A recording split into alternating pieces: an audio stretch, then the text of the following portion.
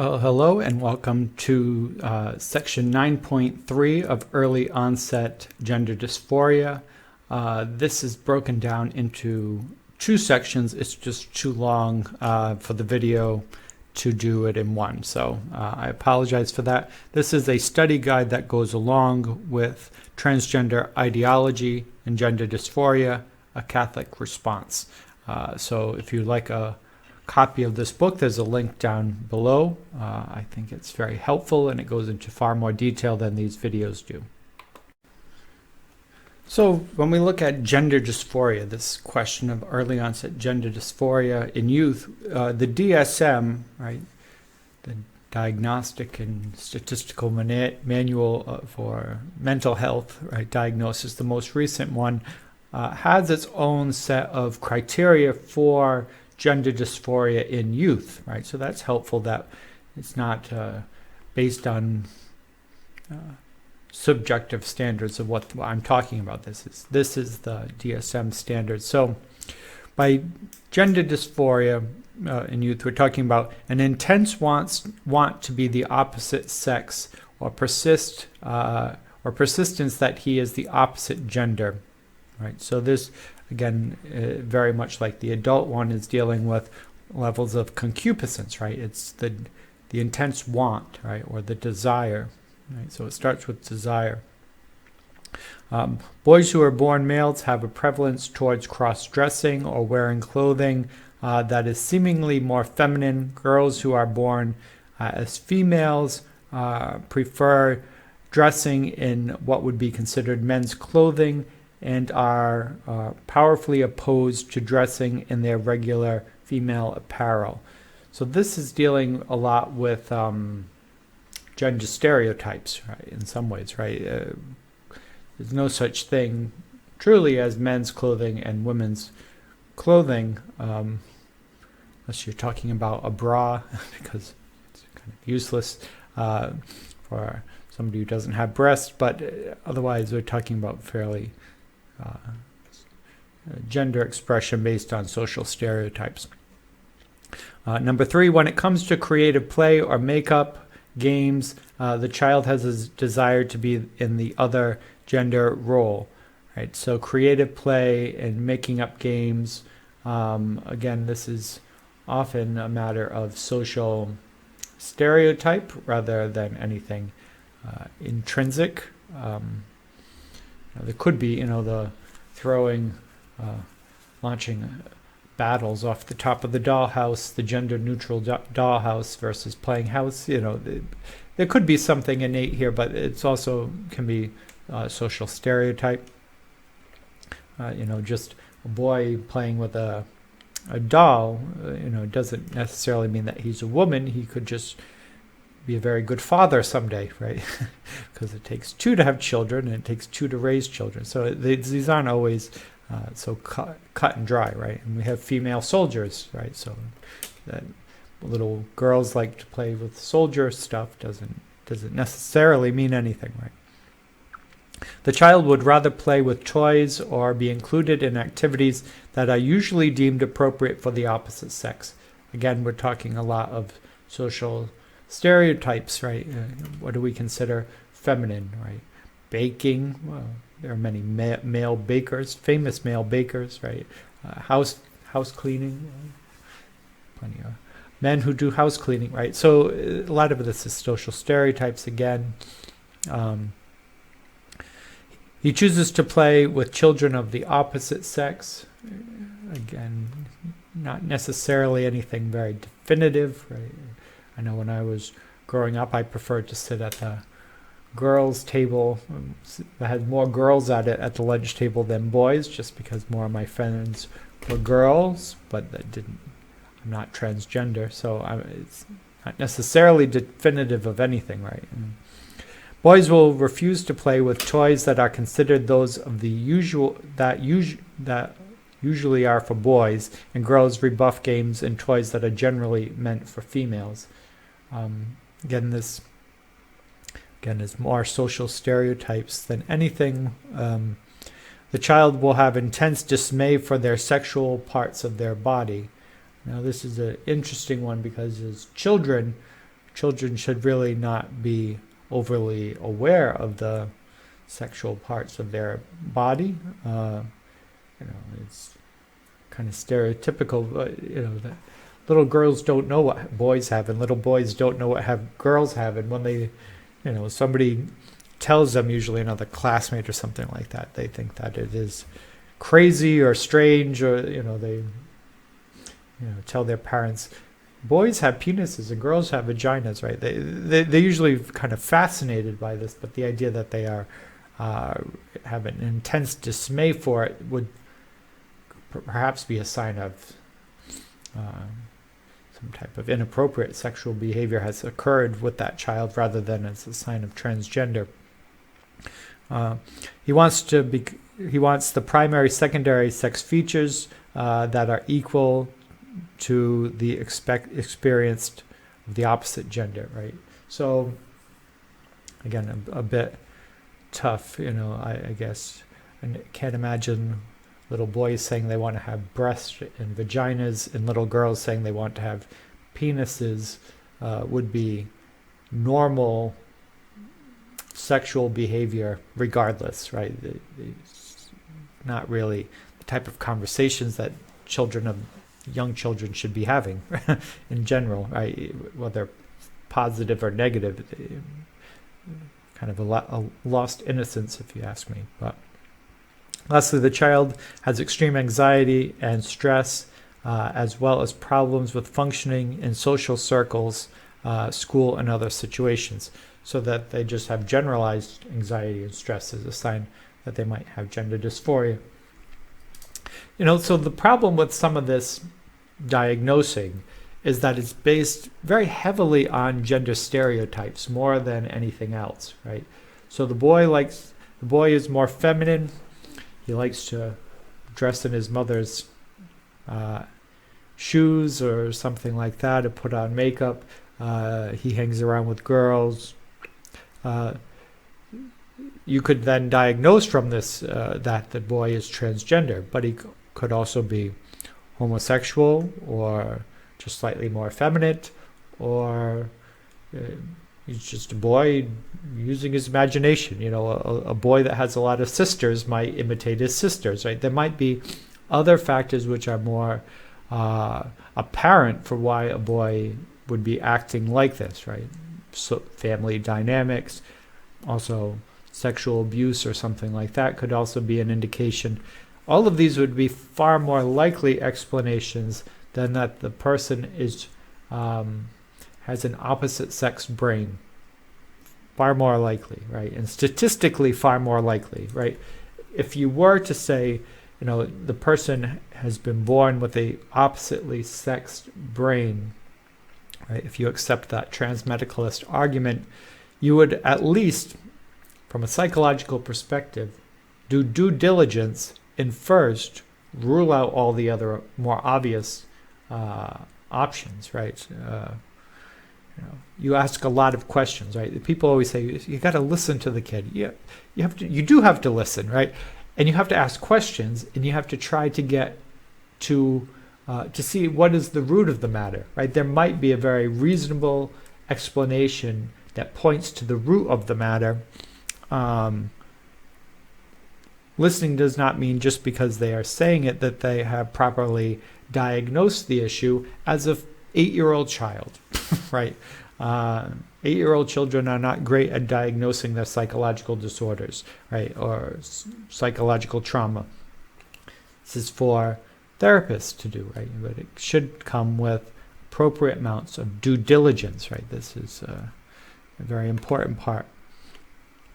The Catholic response that came from Archbishop Carlson of St. Louis in his document Compassion and Challenge from 2020, he says, I make a special appeal to parents and friends when someone you love is unhappy with their biological sex. Listen. Right? Not that controversial, is it? Right? Keep the channels of communication open. Right?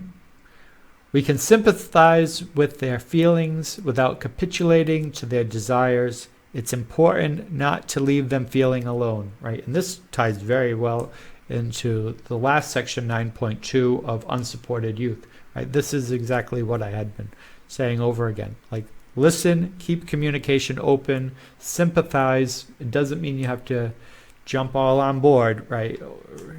You were dealing with children here, right? But it's important that they don't feel alone or, or criticized or attacked for this, right? Children are children, so, but they do perhaps need some guidance when it comes to this, right?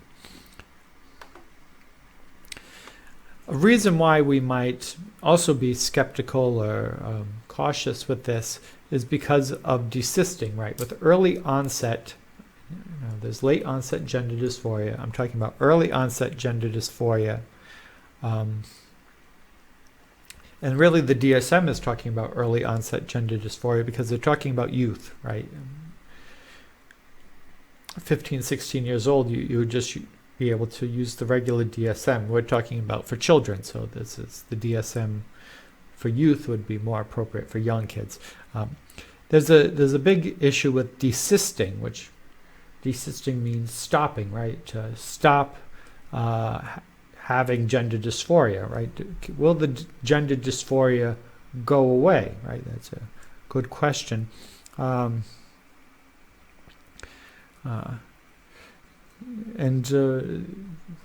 some good evidence for this. So, a lot of people who are young, who are dealing with gender dysphoria, a lot of this has to do with biological and psychological factors contributing to feelings of gender dysphoria, anxiety, depression, low self-esteem. There are often other factors that lead into this. Once you address these other factors, desisting can occur, right? If a person is being victim of sexual trauma, you've got to deal with the underlying psychological damage that was caused, that could go away. If the person's dealing with general depression, anxiety, self-esteem, depression, right? You got these other underlying issues. Sometimes this might lead a young person to think, well, maybe I'm this way because I'm transgender, right? For the younger kids, this is less of an issue because 5-year-olds aren't. Where are they going to get this from? Right? They're probably not going to get this from anywhere. There's more of an innocence here. Now, some studies, and this is highly debatable and contested, but some experts have claimed up to 94% of transgender kids will desist. This according to an article by Brooks. Right, 94 is probably very high, right? That's the highest on this kind of list of of claims. Deborah Sosa claims that literature from a literature review of 11 studies found that 90% of a desisting rate, and that was released in 2020, so that's probably pretty accurate. Deborah Sosa, she's University of Toronto, fairly liberal. She said she grew up in the gay community. All of her friends were gay men. So she's not coming at this from a conservative perspective, but she is very skeptical of the transgender issue, right? So that's something. And a sample pool collected from several studies, this is the more popular number, showed from 246 children with gender dysphoria, 84% remitted after puberty. So that's a very popular number, 80% desisting rate. Another study found, a Dutch study, also with Steensma, found 37%, only 37% persisted, right? So 63% desisting. But there's a high rate of follow-up with this study and with a lot of studies. So, you have, you find, 200 subjects, you're following them, and then at some point, a large percentage of the study just stops responding to the questionnaires, and you can't follow through. Now this I've addressed before, but it's a very big issue within science, and especially in this field, because you can now interpret that in many different ways. So let's say you have 100 people, right? This is an imaginary study. And 40 people said, everything's going A-okay. And 20 people say, not going A-okay, not going well. And 40% of people don't respond. You could then say, only 20% of people are unhappy, right? You could say only 20% of people are unhappy, and that would be accurate from the study in terms of 20% of people responded saying they were unhappy. However, you're assuming 40% of people, the 40% that didn't respond, are happy. But that's you can't guarantee, you can't know that, right? And if you were dealing with something like transgender, right? So a medical study where they performed transgender surgery, they're doing hormones, something like this, people they wanted it, right? They really wanted it, they got it, there's surveys that are following them, and they disappear. Why would you stop talking to your surgeon that performed your surgery? Why would you stop talking to your endocrinologist? Well, there's a couple different reasons. One, the most benign, you just moved on with your life and you're not interested in talking to them anymore. That's possible, right? It's possible. Two, the other extreme, you committed suicide, so you're dead, so you don't respond to the surveys. In which case, that didn't go very well, right? Objectively speaking, it didn't go very well. The other alternative is, it didn't solve the problems you hoped it would solve. And you're embarrassed to admit that you made a mistake. And you're probably dealing with some depression. And you just don't want to talk to them. Or anyone, probably. Right? Because here you are, you think, this is it, and I finally got it, and you're still unhappy. And now they're sending you surveys. Are you happy? Just go away, right? Right? There can be a pause. And the middle one is probably the most likely one for most people, unless you are a transgender activist, and then you would say, no, it's because they're happy and they moved on with their lives and they're just ignoring their physicians from now on. This is the problem of high loss to follow-up, right? Those who have disappeared from the study, you can interpret however you want to interpret, right? Conservatives can interpret it one way, liberals can interpret it the other way, and both of them can give these numbers saying, look at the huge number of happy people, right? The liberals could, in my example, say only 20% of people are unhappy.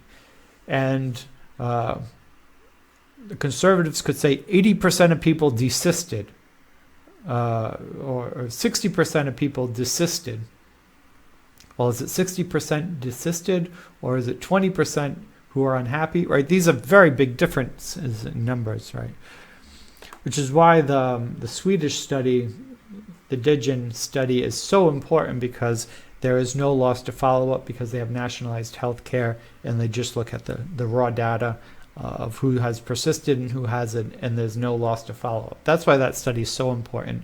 We'll get into that more in Chapter 10. Now, some of the responses to this, a response to the high desisting rate, right? So one group is saying very high numbers of people desisting. Between 63 and 94% of people, of youth, are desisting by the time that they are 15. Never mind by the time they're 25. Even more have desisted. So very high rates of desisting among transgender youth, right? So-called transgender youth. Well, Julia Temple Newhook responds saying that's not accurate, right? And there's a lot of people online saying that's not accurate. These aren't real. That's not right. And her response, kind of typical of the gender ideology approach, is she says counting gender nonconforming youth as transgender creates inaccurate results.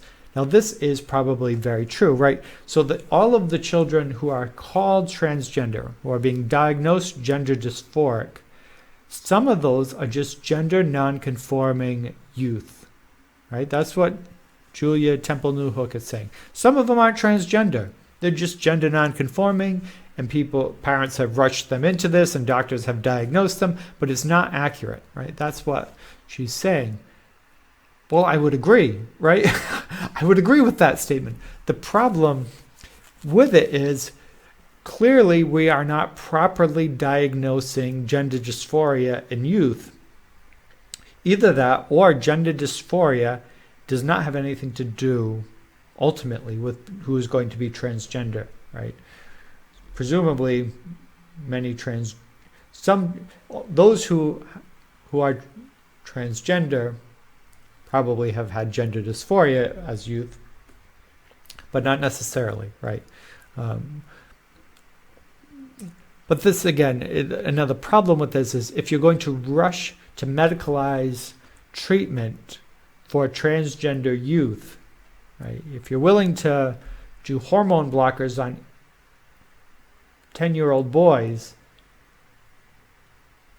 this should be of concern, because what they're saying in the left and the right is that we do not properly diagnose those who are truly transgender.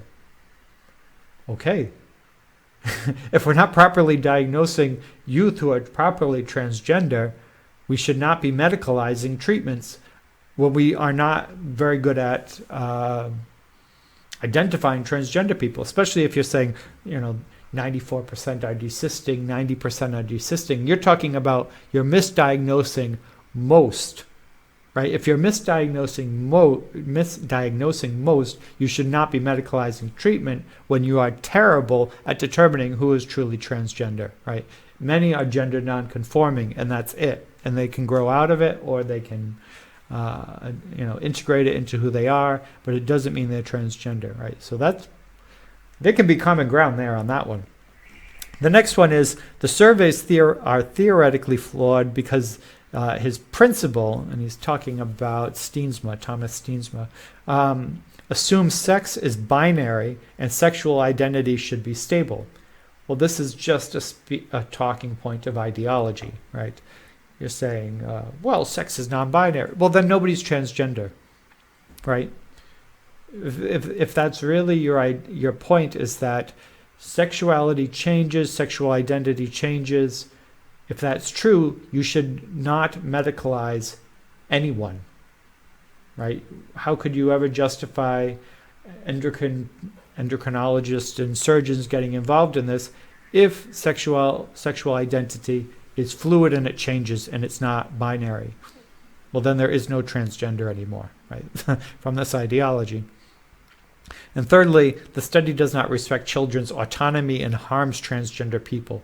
How dare you even ask questions about transgender medicine in youth, right? So it's so disrespectful to even ask the question, right? We should just believe the child, right? That's the approach. If they say that they are a boy, then they are a boy. If they say they are a girl, then they are a girl. Who are the adults? What are adults doing even asking questions about whether or not this is permanent or not? Give them the hormones. Give them the hormone blockers. You got to go 100% with this and don't ask any questions, right? This is a rather absurd statement of ideology, right? This is not how medicine works. A Dutch doctor, Annelou, the Dutch are very involved in this, but they're also very moderate. So they've studied a lot, and they're very moderate people. So it's good, whenever there's Dutch studies, it's good to listen to them. They said they found anxiety levels, gender dysphoria, and body satisfaction did not change while taking puberty blockers in youth, right? So youth taking puberty blockers, they did find some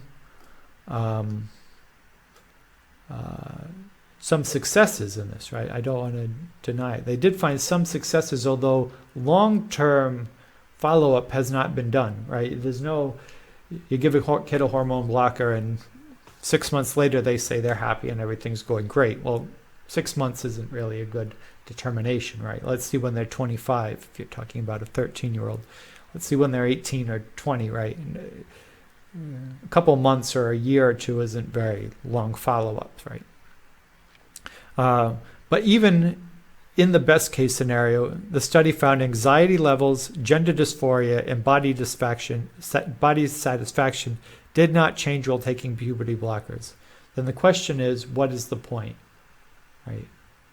What's the point then, right? If the whole point of puberty blockers was to fix the gender dysphoria, it did not solve the gender dysphoria, the body satisfaction, or anxiety levels.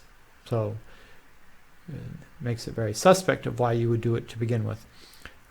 She writes, this raises the question whether the positive outcome is early medical intervention, also applied to adolescents who are recently presenting as overwhelming and who are recently presenting in overwhelming large numbers for transgender care, including those who come at an older age, possibly without a childhood history of gender incongruence. So even in the Netherlands, they're noticing very high rates of people identifying as gender dysphoric even later on in life, in their teenage years, which ties into late-onset gender dysphoria, which we'll cover next chapter, next section.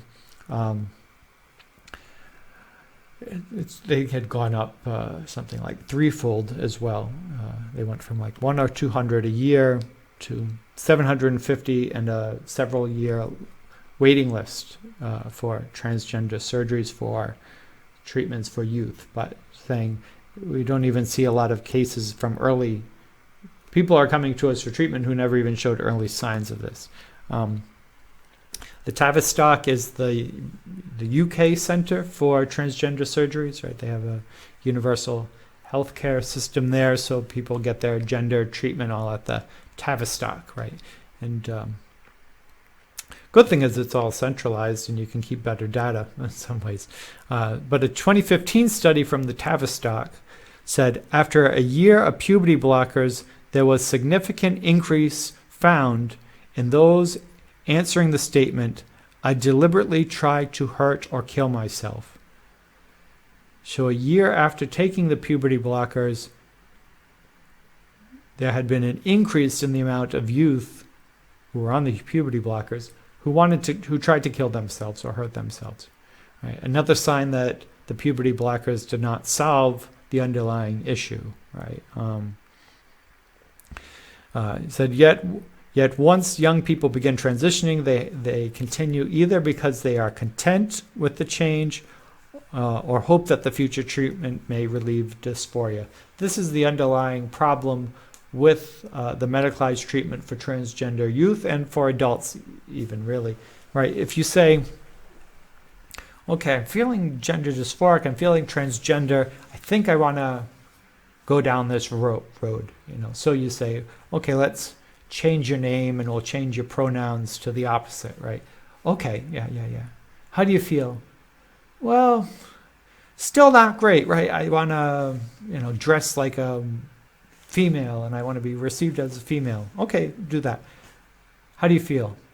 If I were on the puberty blockers, okay, puberty blockers. How do you feel? If I were receiving estrogen, maybe then I would, it would really help me a lot. And I would, okay, put them on the estrogen. How do you feel? Well, it's my penis, right? The problem is the penis, okay, cut it off, do it. Okay. Breast enhancement. Okay. Electrolysis. Okay. How do you feel? It's just my facial structure. And okay. Plastic surgery, right? All this. How do you feel? Right? If you're unhappy in the process, it's easy to blame the unhappiness on the incompletion of the transition, right? Whatever you've done, if it were enough, that would be wonderful, right? Oh, you changed your name and now you're happy. Oh, that would be wonderful. But whatever you do, it's never enough, right? Even when you get to the final end, you could say, well, I wish I could get pregnant, right? Which science can't do. Eventually, there is an end of what can be done, and it will never be truly satisfied. So, why do people progress along the pathway to go further and further and further? Well, it could be because it's working, right? That's one option. The other option is because they have hope that the next thing will finally give them happiness, right? But this is the human condition, right? When will I be happy? Well, when I get that promotion, when I pay off the house, when I get that car, when I go on this vacation to the place I always wanted to go, when I grab this, when I have that. When will I be happy? When something else comes that will finally make me happy, right? My end goal finally makes me happy. This is a losing battle, right? This is not where happiness is found. So this is an underlying problem. It also explains why do people, if this isn't making them happy, why do they keep doing it? Well, it's because of hope that the next thing will, right?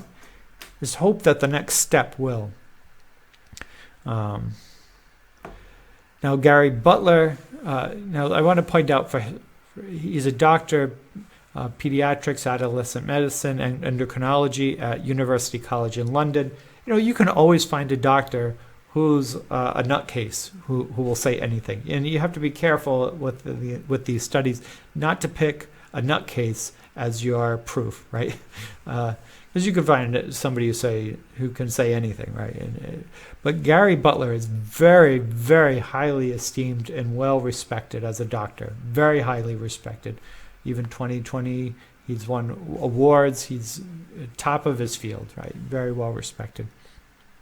He says early puberty blockade may fix the dysphoria and not permit the development of a fluid non-binary gender expression or cisgender expression.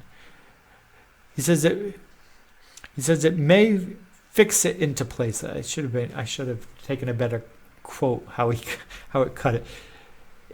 What he's saying is it may lock in the gender dysphoria, right? How would it lock in gender dysphoria, puberty blockers? Well, if you've ever met a 12-year-old boy, right? When a 12-year-old boy answers the phone, you say, "Hi, Mrs. Smith," because you think it's the mother, right? You think it's a woman, right? 12-year-old boys are very feminine, right? They're very androgynous. Why? Because they haven't had puberty, right? A boy who is yet to have puberty or finish puberty is going to be feminine. Likewise, girls are more androgynous, right? Before puberty, males and females are very androgynous, right? Nothing particularly feminine about a prepubescent girl. It's just after puberty is done, then yes, right? You get the higher voice and the more feminine voice and more feminine characteristics, and they get involved in more feminine things, right? So puberty has a huge effect, right? If you were to pause puberty or to stop puberty altogether, you could lock into place their current state, right? If you were born a boy, and you say, "I feel like a girl," well, at 12 years old, you kind of are a bit like a girl, right? Not biologically, but you don't have testosterone. You don't have you are not a man. You're a boy, right? That said, you have not masculinized. So to say at 12 years old, "I don't feel like a man," because you're not one, right? You're not a man at 12 years old. You're not a man at 8 years old. You are prepubescent, right? And even if you say 13, 14, yeah, at the beginning of puberty, you are not a man, right? You are becoming a man. You are becoming a woman, right? Puberty is about becoming, not about the final product. So if anyone is in their rapid period of development, sexual development, that's not when you stop the sexual development and declare a defeat, right? You don't surrender before the war has been fought, right? You don't say, "Well, I'm not really a man." Well, no, For God's sake, you're 13, right? yeah, you're not a man. You're not a woman, right? But the trick is not to stop it at 13 and say, well, that fixes it.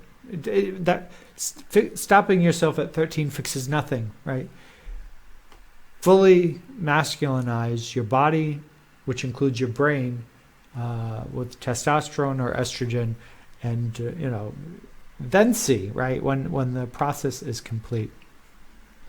So some of the takeaways from this ideology and the studies and the results is that doctors are misdiagnosing children with gender dysphoria who are not ultimately gender dysphoric, right? It might just be a very temporary thing and have other causes. It has nothing to do with being transgender, right? This is recognized by Julia Temple Newhook, and conservatives would have no problem with this, right? It is misdiagnosis. Second, if children are not placed on puberty blockers, and we don't start going down that road, it is far more likely that they're just going to get over it. They're going to desist. At very high rates, they're going to desist. So, if I were to take these two things as true, you do not medicalize youth, right? You don't for transgender issues, right? There is no good reason to medicalize them, given from the conservative or the liberal perspective, right? There's just no sign that this is helpful, that it reduces anxiety, gender dysphoria, body incongruence. It doesn't decrease suicidal tendencies. It doesn't do anything helpful, right? That is the underlying condition, despite what people say, right? Now, where did any of this gender dysphoria in children and hormone blockers come from? It came from Norman Speck. He's the one that brings this in to the equation in 2009. He's part of the Endocrine Society. He helped write the guidelines. And he's the one who advocated that we should be giving hormone blockers to transgender youth. Now he's advocating that we should be really doing it much younger. Right? He says it should be done at Tanner stage 2, which is at the very onset of puberty. Right? As soon as the child starts hitting puberty and they're gender dysphoric, hormone blockers. That's his answer. He says in 2013, the best age for boys, he says, is 12 to 14 years old, while at Tanner stage 2, and having testicular volume at 4 to 6 cc's.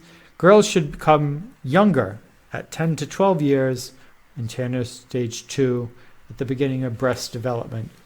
So if Norman Speck were to have his way with your gender dysphoric youth, you would be transitioning your boys as young as 12 and your girls as young as 10. To think that a 12-year-old boy knows that he is a woman and not a man before puberty has even begun, to me, is insane. It's a crazy idea. The idea that a 10-year-old girl knows that she is a man and not a woman is also insane, right? This is the direction they're moving in. Right now, in most states, the law is something like 16 years old, but they're trying to move it down. This is the activism within the community, starting from the head, right? This is the guy who brought this to America, and this is what he's promoting, and this is what's being presented to the Endocrine Society, right? This is the future, which is in a terrible direction, right? To think that 12-year-old boys or 10-year-old girls have any idea what is going on in their pants or in their heads is it means you do not know children, right? Why are so many of these activists people who don't have their own children, right?